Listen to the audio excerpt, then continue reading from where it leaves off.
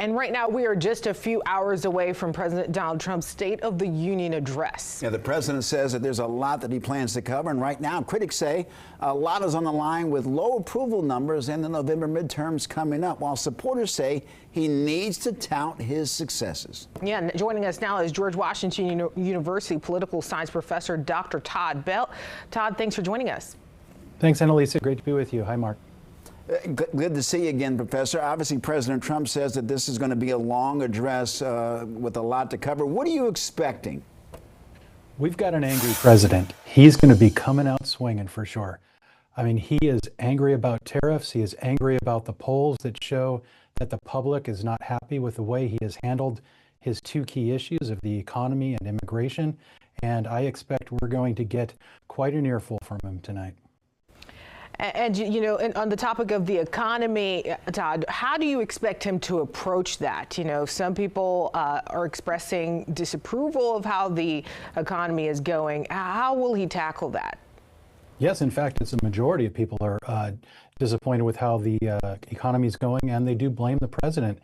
And I expect that he's going to do what he said last week, which is say, I beat affordability, which is sort of his key word of saying that things were bad last year, but that was Biden's economy, and things are ticking up this year, and the best is yet to come. Well, Professor, some have called this a high-stakes moment for the president. And there's a lot on the line, of course, with the midterms right around the corner. That's right. It looks like the Democrats have a real good chance to take the House of Representatives, and they could open up investigations into the president if they want to do that.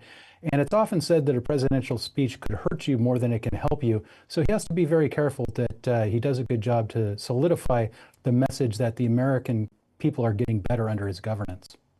And from the list of guest speakers that we've seen, Todd, what are some of the things that you think will come up with those speakers? Well, I think one of the things about the speakers who are at the State of the Union address, you get a number of people who are what we call sometimes the heroes gallery, where the president will acknowledge them and get a little grace by proximity.